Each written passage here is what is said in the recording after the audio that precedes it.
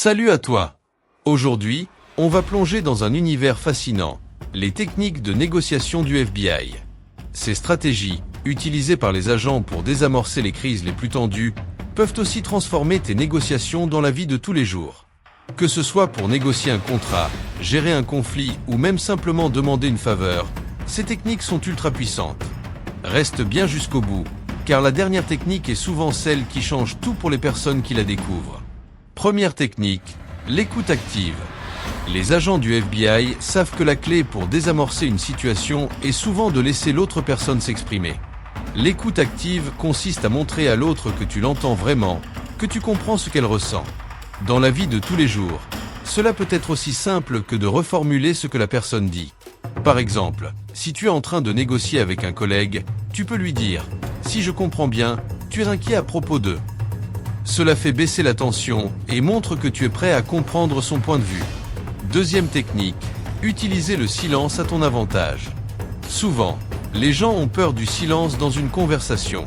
Mais les négociateurs du FBI savent que le silence est une arme puissante. Après avoir posé une question difficile ou fait une proposition, laisse un blanc. Cela pousse souvent l'autre à remplir le vide en parlant plus que prévu, parfois même en donnant des informations précieuses. Si tu apprends à être à l'aise avec le silence, tu gagneras en contrôle dans n'importe quelle discussion. Troisième technique, créer de l'empathie. Un négociateur du FBI ne cherche pas à gagner une discussion, mais à créer une connexion. L'empathie consiste à comprendre les émotions de l'autre personne, même si tu n'es pas d'accord avec elle.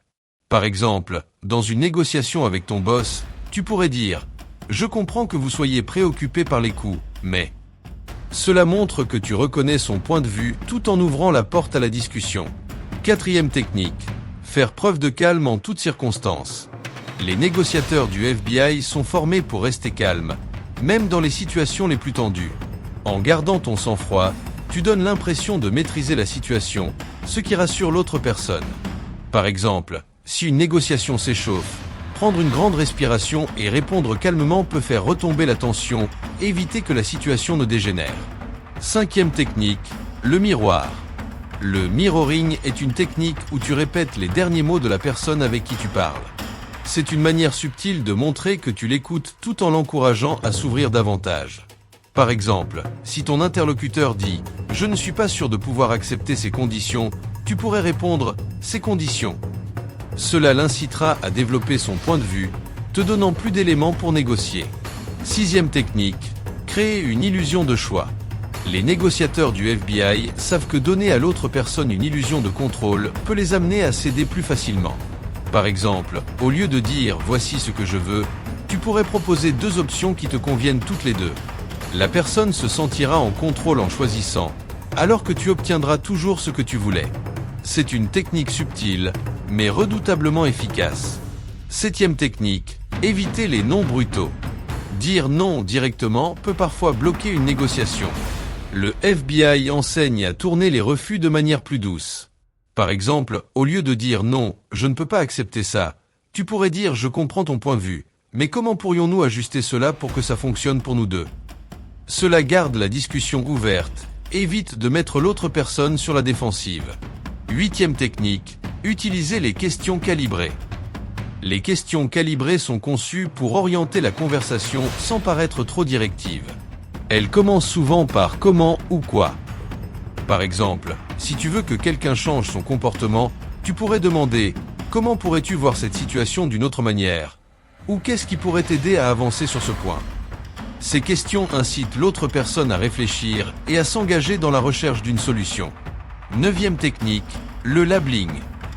Le labeling consiste à identifier les émotions que tu perçois chez l'autre personne et à les nommer. Par exemple, si tu sens que ton interlocuteur est frustré, tu pourrais dire « ça a l'air frustrant pour toi ». En mettant des mots sur les émotions, tu démontres que tu es attentif et tu aides l'autre personne à se calmer. C'est une technique très puissante pour apaiser les tensions.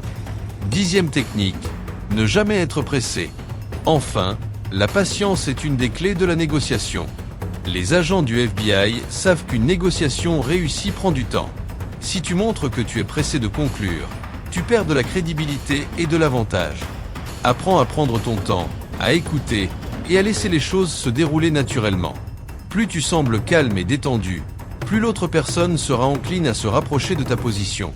Voilà, ce sont les 10 techniques de négociation utilisées par le FBI que beaucoup de gens ne découvrent que tard dans la vie.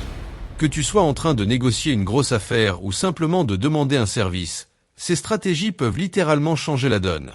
Si tu veux maîtriser l'art de la négociation, abonne-toi pour encore plus de conseils pratiques et de vidéos inspirantes. À très bientôt!